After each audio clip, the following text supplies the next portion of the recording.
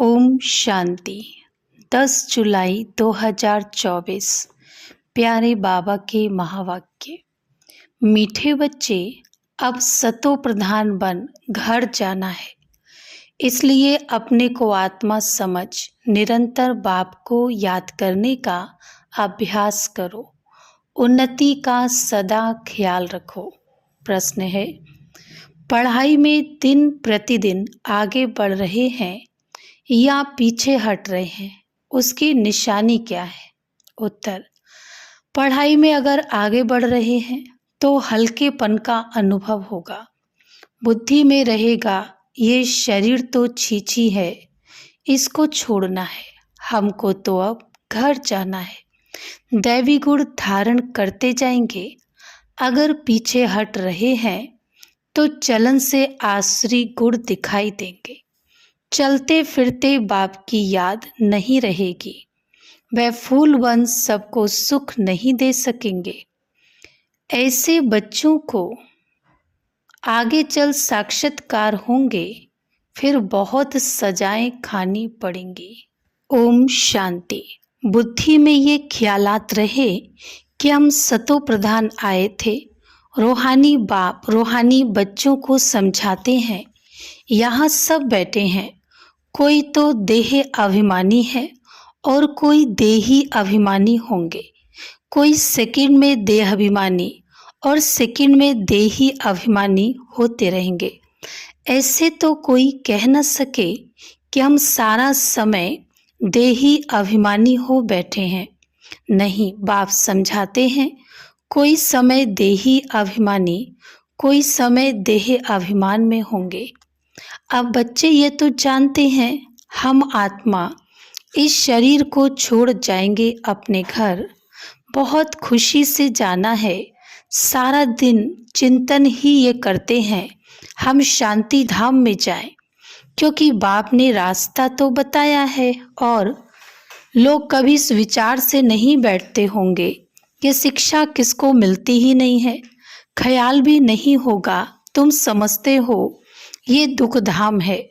अब बाप ने सुखधाम में जाने का रास्ता बताया है। जितना बाप को याद करेंगे उतना संपूर्ण बन यथा योग्य शांति धाम में जाएंगे। उनको ही मुक्ति कहा जाता है, जिसके लिए ही मनुष्य गुरु करते हैं। परंतु मनुष्यों को बिल्कुल पता नहीं कि मुक्ति, जीवन मुक्ति चीज क्या है, क्योंकि ये है नई बात। तुम बच्चे ही समझते हो, अब हमको घर जाना है। बाप कहते हैं, याद की यात्रा से पवित्र बनो। तुम पहले पहले जब आए श्रेष्ठाचारी दुनिया में तो सतो प्रधान थे, आत्मा सतो प्रधान थी। कोई के साथ कनेक्शन भी पीछे होगा। जब गर्भ में जाएंगे तब संबंध में आएंगे। तुम जानते हो, अभी हमारा ये अंतिम जन्म है, हमको वापस घर जाना है। पवित्र बनने बगैर हम जा नहीं सकेंगे। ऐसे ऐसे अंदर में बातें करनी चाहिए, क्योंकि बाप का फरमान है। उठते बैठते चलते फिरते बुद्धि में यही ख्यालात रहे कि हम सतो प्रधान आए थे, अब सतो प्रधान बनकर घर जाना है। सतो प्रधान बनना है बाप की याद से, क्योंकि बाप ही पतित पावन है। हम बच्चों को युक्ति बताते हैं कि तुम ऐसे पावन हो सकेंगे। सारे सृष्टि के आदि मध्य अंत को तो बाप ही जानते हैं और कोई अथॉरिटी है नहीं। बाप ही मनुष्य सृष्टि का बीज रूप है। भक्ति कहाँ तक चलती है ये भी बाप ने समझाया है।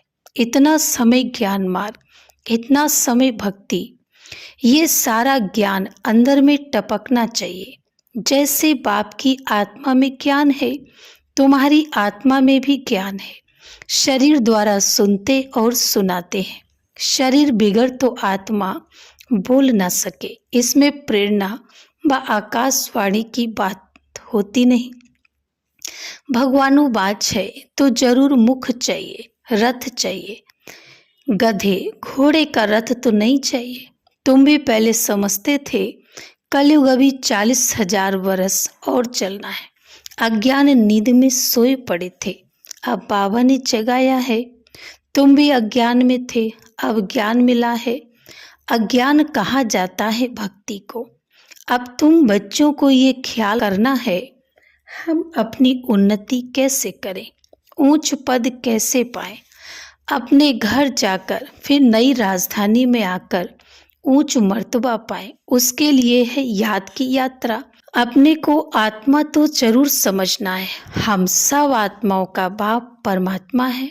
ये तो बहुत सिंपल है, परंतु मनुष्य इतनी बात भी नहीं समझते। तुम समझा सकते हो कि यह है रावण राज्य, इसलिए तुम्हारी बुद्धि भ्रष्टाचारी बन गई है। मनुष्य समझते हैं जो विकार में नहीं जाते हैं वे पावन है, जैसे सन्यासी हैं। बाप कहते वह तो अल्पकाल के लिए पावन बनते हैं। दुनिया तो फिर भी पतित है ना। पावन दुनिया है ही सतयुग। पतित दुनिया में सतयुग जैसा पावन कोई हो नहीं सकता। वहां तो रावण राज ही नहीं, विकार की बात ही नहीं। तो चक्र लगाते घूमते फिरते बुद्धि में ये चिंतन रहना चाहिए, बाबा में ये ज्ञान है ना। ज्ञान सागर है तो जरूर ज्ञान टपकता होगा। तुम भी ज्ञान सागर से निकली हुई नदियां हो। वह तो एवर सागर ही है, तुम एवर सागर नहीं हो। तुम बच्चे समझते हो हम तो सब भाई भाई हैं। तुम बच्चे पढ़ते हो, वास्तव में नदियों आदि की बात नहीं। नदी कहने से गंगा जमुना आदि कह देते हैं। तुम अभी तख्त पर विराजमान होते हैं। बहुत छोटी आत्मा है, साक्षात्कार होने से समझ न सके। आत्मा निकलती है तो कभी कहते हैं माथे से निकली, आंखों से मुख से निकली। मुख खुल जाता है, आत्मा शरीर छोड़ चली जाती है तो शरीर जड़ हो जाता है। ये ज्ञान है। स्टूडेंट की बुद्धि में सारा दिन पढ़ाई रहती है। तुम्हारे भी सारा दिन पढ़ाई के ही ख्यालात चलने चाहिए। अच्छे अच्छे स्टूडेंट के हाथ में सदैव कोई ना कोई किताब रहती है, पढ़ते रहते हैं। बाप कहते हैं तुम्हारा ये अंतिम जन्म है, सारा चक्र लगाकर अंत में आए हो तो बुद्धि में यही सिमरण रहना चाहिए। धारणा कर औरों को समझाना चाहिए। कोई को तो धारणा होती ही नहीं। स्कूल में भी नंबरवार स्टूडेंट होते हैं, सब्जेक्ट्स भी बहुत होती है। यहाँ तो सब्जेक्ट एक ही है, देवता बनना है। यही पढ़ाई का चिंतन चलता रहे। ऐसे नहीं पढ़ाई भूल जाएं, बाकी और ख्यालात चलते रहें। धंधे वाला होगा, अपने धंधे के ही ख्यालात में लगा रहेगा। स्टूडेंट पढ़ाई में ही लगा रहेगा। तुम बच्चों को भी अपनी पढ़ाई में रहना है। कल एक निमंत्रण पत्र आया था इंटरनेशनल योग कॉन्फ्रेंस का। तुम उनको लिख सकते हो। तुम्हारा तो ये है हटियो। इसकी एम ऑब्जेक्ट क्या है, इससे फायदा क्या होता है। हम तो राजयोग सीख रहे हैं। परम पिता परमात्मा जो ज्ञान सागर है, वह रचयिता हमको अपना और रचना का ज्ञान सुनाते हैं। अब हमको वापिस घर जाना है। मन मना भव, ये है हमारा मंत्र। हम बाप को और बाप द्वारा जो वर्षा मिलता है उसको याद करते हैं। तुम ये हठयोग आदि करते आए हो, इसकी एम ऑब्जेक्ट क्या है। हमने अपना तो बताया कि हम ये सीख रहे हैं। तुम्हारे इस हठयोग से क्या मिलता है, ऐसा रिस्पॉन्ड नट सेल में लिखना है। ऐसे ऐसे निमंत्रण तो तुम्हारे पास बहुत आते हैं। ऑल इंडिया रिलीजियस कॉन्फ्रेंस का तुमको निमंत्रण आए और तुमको बोले आपका एम ऑब्जेक्ट क्या है, तो बोलो हम ये सीख रहे हैं। अपना जरूर बताना चाहिए। क्यों ये राजयोग तुम सीख रहे हो, बोलो हम ये पढ़ रहे हैं। हमको पढ़ाने वाला भगवान है। हम सब ब्रदर्स हैं। हम अपने को आत्मा समझते हैं। बेहद का बाप कहते हैं अपने को आत्मा समझ, मामिकम याद करो तो तुम्हारे पाप कट जाएंगे। ऐसी ऐसी लिखत बहुत अच्छी रीति छपा कर रख दो, फिर जहाँ जहाँ कॉन्फ्रेंस आदि हो वहाँ भेज दो। कहेंगे ये तो बहुत अच्छे कायदे की बात सीखते हैं। इस राजयोग से राजाओं का राजा विश्व का मालिक बनते हैं। हर 5000 वर्ष बाद हम देवता बनते हैं, फिर मनुष्य बनते। ऐसे ऐसे विचार सागर मंथन कर फर्स्ट क्लास लिखत बनानी चाहिए। उद्देश्य तुमसे पूछ सकते हैं तो ये छपा हुआ रखा हो। हमारी एम ऑब्जेक्ट ये है। ऐसे लिखने से टेम्पटेशन होगी।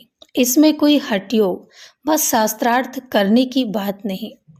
उनको शास्त्रार्थ का भी कितना अहंकार रहता है।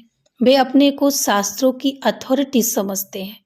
वास्तव में तो वे पुजारी हैं। अथॉरिटी तो पूज्य को कहेंगे, पुजारी को क्या कहेंगे, ये तो क्लियर कर लिखना चाहिए।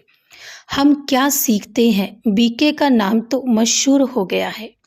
योग तो 2 प्रकार का है, एक है हठ योग, दूसरा है सहज योग। वह तो कोई मनुष्य सिखला न सके। राजयोग एक परमात्मा ही सिखलाते हैं। बाकी अनेक प्रकार के योग हैं मनुष्य मत पर। वहाँ देवताओं को तो किसके मत की दरकार नहीं, क्योंकि वर्षा लिया हुआ है वह है देवताएं, अर्थात दैवी गुण वाले। जिनमें ऐसे गुण नहीं उनको असुर कहा जाता है। देवताओं का राज्य था, फिर वही कहाँ गए? 84 जन्म कैसे लिए? सीढ़ी पर समझाना चाहिए। सीढ़ी बड़ी अच्छी है, जो तुम्हारी दिल में है वह इस सीढ़ी में है। सारा मदार पढ़ाई पर है। पढ़ाई है सोर्स ऑफ इनकम। यह है सबसे ऊंची पढ़ाई, दी बेस्ट। दुनिया नहीं जानती कि दी बेस्ट कौन सी पढ़ाई। इस पढ़ाई से मनुष्य से देवता डबल क्राउन बन जाते। अभी तुम डबल सिरताज बनने का पुरुषार्थ कर रहे हो। पढ़ाई एक ही है, फिर कोई क्या बनते कोई क्या। वंडर है, एक ही पढ़ाई से राजधानी स्थापन हो जाती है। राजा भी बनते तो रंक भी बनते। बाकी वहाँ दुख की बात नहीं होती। मर्तबे तो है ना, यहाँ अनेक प्रकार के दुख हैं।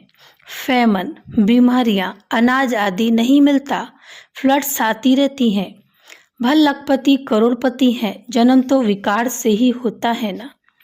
धक्का खाया, मच्छर ने काटा, ये सब दुख है ना। नाम ही है रौरव नरक, तो भी कहते रहते फलाना स्वर्ग पधारा। अरे स्वर्ग तो आने वाला है, फिर कोई स्वर्ग गया कैसे? किसको भी समझाना तो बहुत सहज है। अब बाबा ने ऐसे निबंध दिया है, लिखना बच्चों का काम है। धारणा होगी तो लिखेंगे भी। मुख्य बात बच्चों को समझाते हैं, अपने को आत्मा समझो। अब वापस जाना है। हम सतो प्रधान थे तो खुशी का पारावार नहीं था, अभी तमो प्रधान बने हैं। कितना सहज है। पॉइंट्स तो बाबा बहुत सुनाते रहते हैं। तो अच्छी रीति बैठ समझाना है। नहीं मानते हैं तो समझा जाता। ये हमारे कुल का नहीं है। पढ़ाई में दिन प्रतिदिन आगे बढ़ना है, पीछे थोड़ी हटना है। दैवी गुणों के बदले आसुरी गुण धारण करना, ये तो पीछे हटना हुआ ना। बाप कहते हैं विकारों को छोड़ते रहो, दैवी गुण धारण करो। बहुत हल्का रहना है। ये शरीर छींची है, इसको छोड़ना है। हमको तो अब जाना है घर। बाप को याद नहीं करेंगे तो गुलगुल नहीं बनेंगे, बहुत सजाएं खानी पड़ेंगी। आगे चल तुमको साक्षात्कार होंगे, पूछेंगे तुमने क्या सर्विस की है। तुम कभी कोर्ट में नहीं गए हो? बाबा ने सब कुछ देखा हुआ है, कैसे ये लोग चोरों को पकड़ते हैं, फिर केस चलते हैं।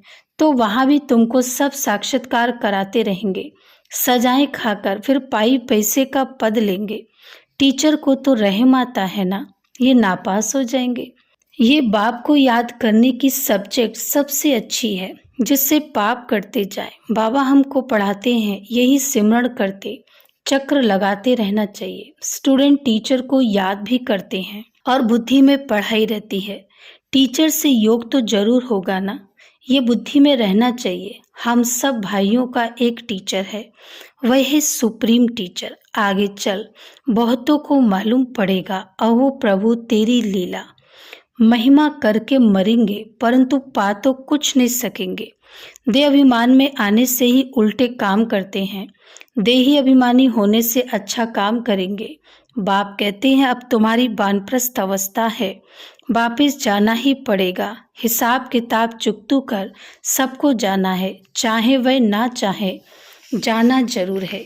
एक दिन ऐसा भी आएगा जो दुनिया बहुत खाली हो जाएगी, सिर्फ भारत ही रहेगा। आधा कल्प सिर्फ भारत ही होगा तो कितनी दुनिया खाली होगी, ऐसा ख्याल कोई की बुद्धि में नहीं होगा सिवाय तुम्हारे। फिर तो तुम्हारा कोई दुश्मन भी नहीं होगा। दुश्मन आते हैं क्यों? धन के पिछाड़ी। भारत में इतने मुसलमान और अंग्रेज क्यों आए? पैसा देखा, पैसे बहुत थे, अब नहीं है तो अब और कोई है नहीं, पैसे ले खाली कर गए। मनुष्य ये नहीं जानते, बाबा कहते पैसा तो तुमने आप ही खत्म कर दिया ड्रामा प्लान अनुसार। तुम्हें निश्चय है हम बेहद के बाप पास आए हैं। कभी किसके ख्याल में भी नहीं होगा कि ये ईश्वरीय परिवार है। अच्छा, मीठे मीठे सिकी लदे बच्चों प्रति माता पिता बाप दादा का याद प्यार और गुड मॉर्निंग। रूहानी बाप की रूहानी बच्चों को नमस्ते। हम रूहानी बच्चों के रूहानी बाप दादा को याद प्यार गुड मॉर्निंग और नमस्ते। धारणा के लिए मुख्य सार। नंबर 1, चलते फिरते बुद्धि में पढ़ाई का चिंतन करना है। कोई भी कार्य करते बुद्धि में सदा ज्ञान टपकता रहे। यदि बेस्ट पढ़ाई है जिसे पढ़कर डबल क्राउन बनना है। नंबर 2, अभ्यास करना है हम आत्मा भाई भाई हैं। ते अभिमान में आने से उल्टे काम होते हैं, इसलिए जितना हो सके देही अभिमानी रहना है। वरदान, सत्यता की शक्ति द्वारा सदा खुशी में नाचने वाले शक्तिशाली महान आत्मा भव। स्पष्टीकरण है, कहा जाता है सच तो बिठो नच।